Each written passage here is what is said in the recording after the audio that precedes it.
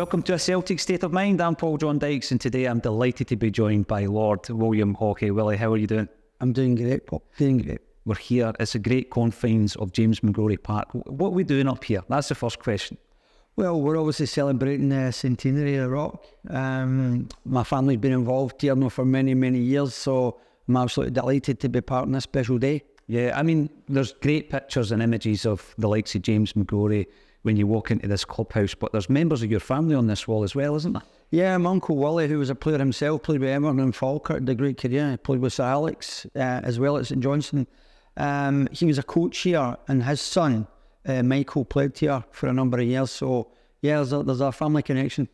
What about yourself as a footballer? I heard that you were a tough tackling defender yourself, Willie.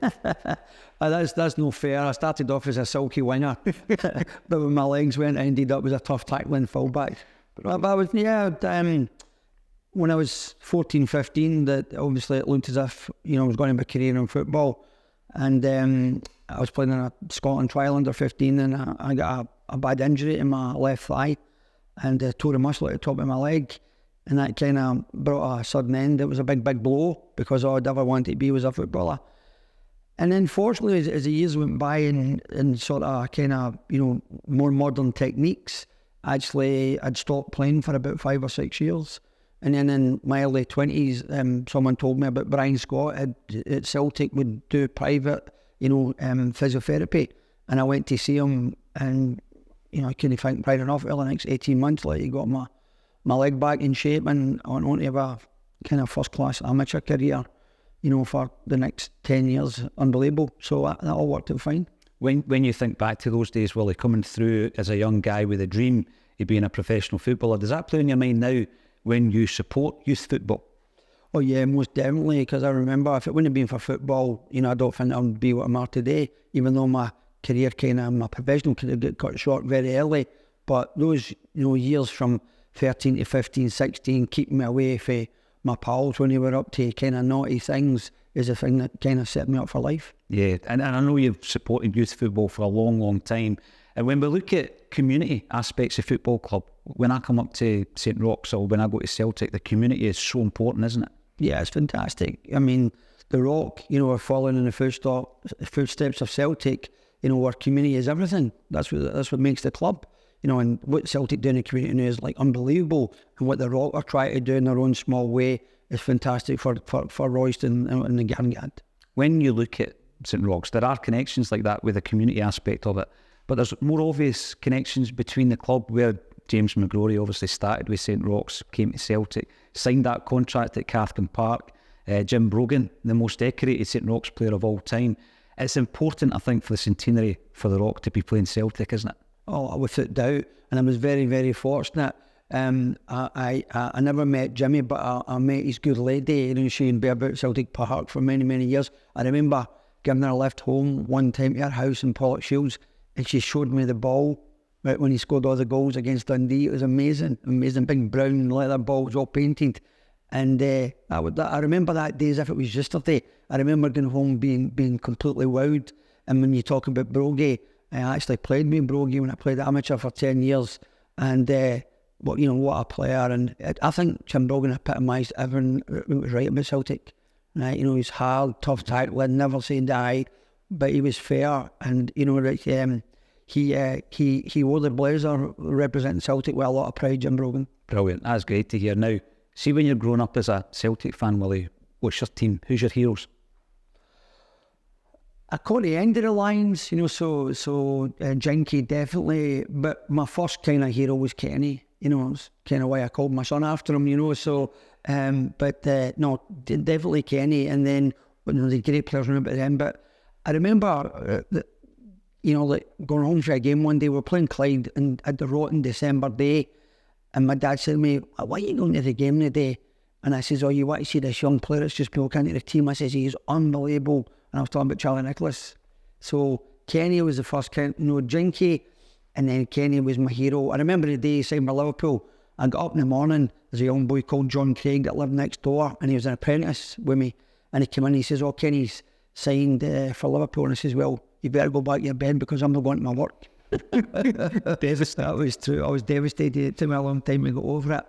But then Charlie, and it was a pity that we didn't get a wee bit longer with Charlie, because that was watching Charlie for that couple of seasons was magic. That was great. Some of my first memories, Willie, was the Centenary season at Celtic, going into that campaign, winning the double.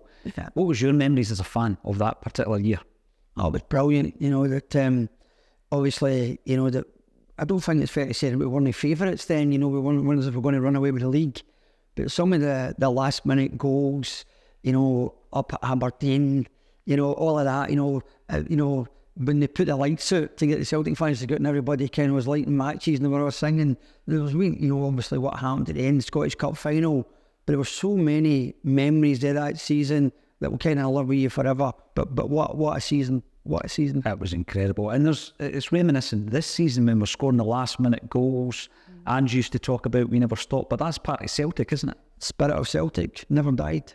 Now you mentioned the cup final, Frank McAvenny. He's going to be here on the day, on the 15th of October, represent the Celtic in here for the hospitality guests. We've also got wee Joe Miller. Yeah. And there's a few other players. You're going to be managing them, but it's not the first time you've done that, is it? No, it's not. I was thrown into the Lions Den a number of years ago in one of the testimonials when a friend of mine paid £10,000 to be the manager. And this is when Wim and Murdo were the managers at the time, would just obviously stop 10 in a row. And they were having a testimonial giving a part of 60,000 people coming. And my mate phoned me the night before it. I don't mind mentioning him, John Maguire. Ball went. And he phoned me and says, I can't do this, you need to do it tomorrow. So I remember turning up at Celtic Park and being handed a tracksuit. And I walked into the dressing room. I'll never forget it. And Vim, who I knew, and Murdo, who I've known for many years, I walked in the dressing room thinking I was going to be at the back. And Wim just threw me right in the front and said, right, lads, here is the manager for today. So I remember my speech to the players. I'll cut out the expletives, but it was a kind of, we're Celtic, we don't play friendlies. Brilliant, that's superb. I mean, what a moment. And Henrik Larsson would have been part of that team as well. Yeah. Great story about Henrik on that day. I don't know if you remember, but Henrik had to leave. He had a private jet. He was going to a function. And he said to me, Willie, you need to take me off with 20 minutes to go, exactly in 20 minutes. And I says, no problem. So I've been bringing the players on and off, And someone said to me, it's time for Henrik to come off. I don't remember. Henrik burst his eye and he scored a hat-trick and that was crazy. Anyway, so I said, okay, so I turned around and who'd not been on, and I said, Reggie Blinker, come on.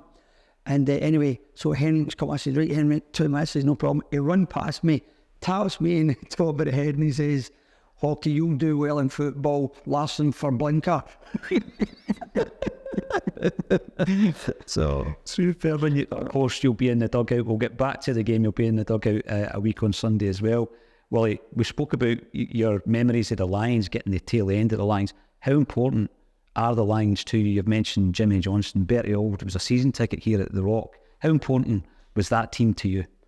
Well, if you look at the history of the club and see how we're revered throughout the world, you can narrow it down to a few people, So obviously, Brother Walfred would get the credit for starting it all.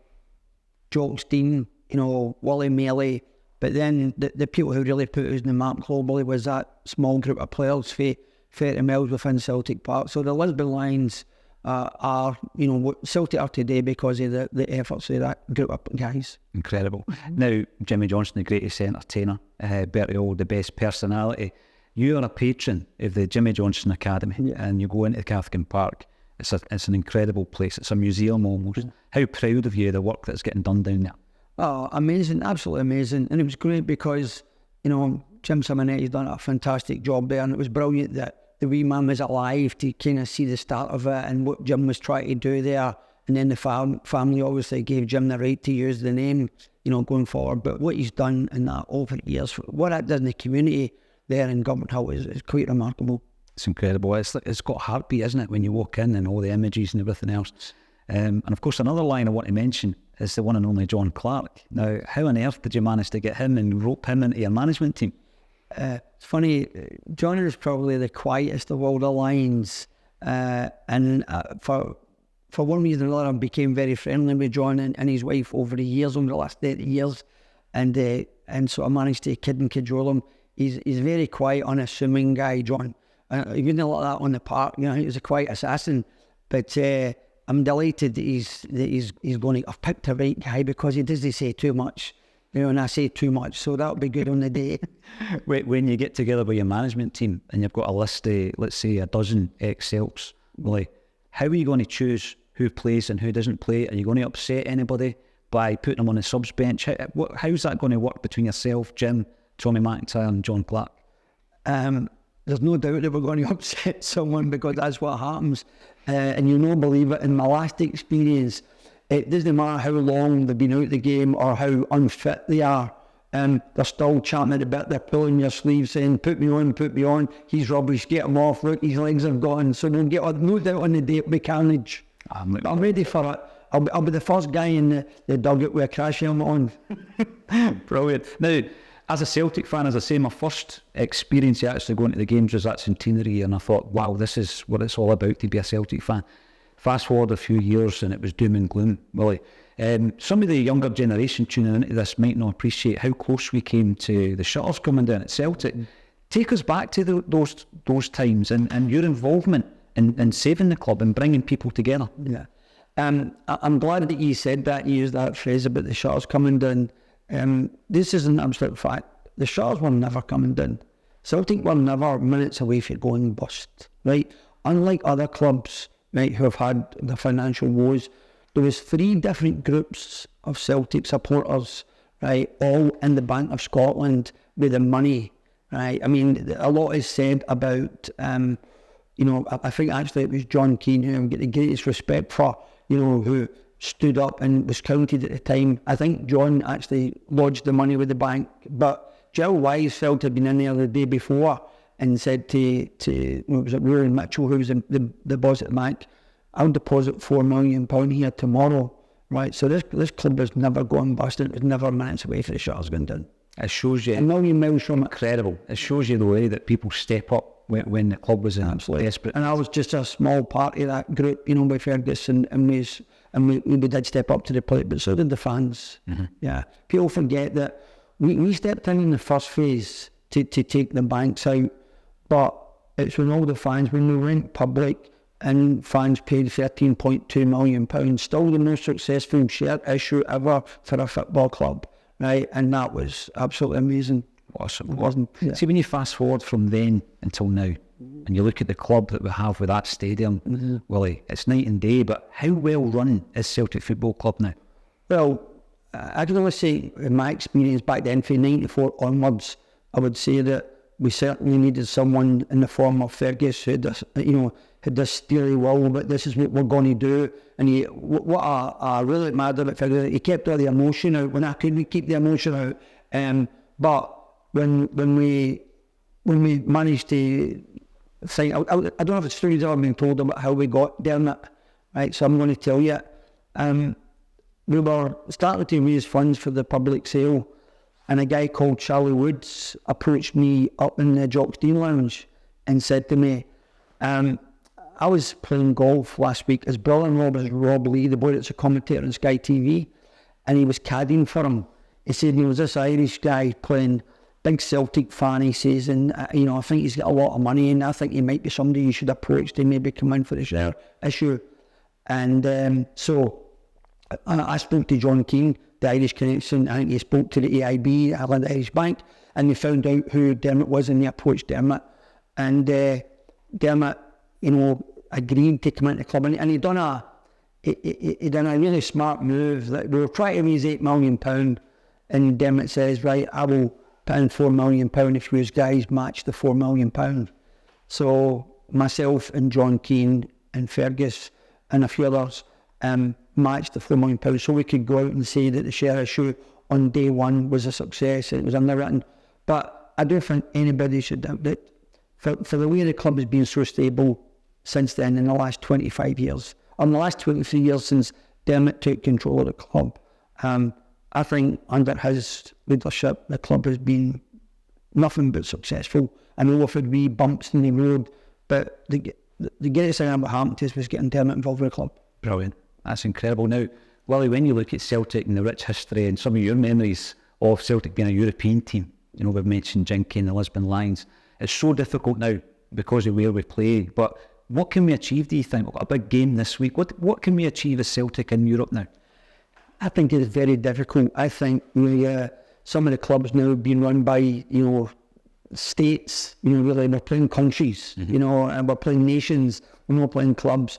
I think it would be very, very difficult for us to have the success in the Champions League. I think if we get to the group stages in the Champions League, we'll have done fantastic. I think we're punching above our weight. I know that some of the fans would be disappointed to that. When you look at Chalkdean's record, like unbelievable. People keep talking about us winning the European Cup. We were runners-up in another final when we were in 4 semi-finals. Chalkdean's record in 9 years must be. I don't think anybody up there can match it. And at least 2 of those semi-finals, we should have got to the final. Yeah. So, but I think that we need to be realistic. We should try and play in the Celtic way, which I think we're doing under Brendan. Once he gets, the guys playing the way he wants them to play, once we get guys back from injury, I hopefully that we'll be able to compete in Europe. But to go beyond the group stages, I think, in the Champions League, I think is a hard ask. Definitely. Now, you've already explained you've been in the dugout before for Celtic. Some of the players that you're going to be managing this time round have won loads of medals. You look at the likes of Didier Agat, part of Martin O'Neill's great side.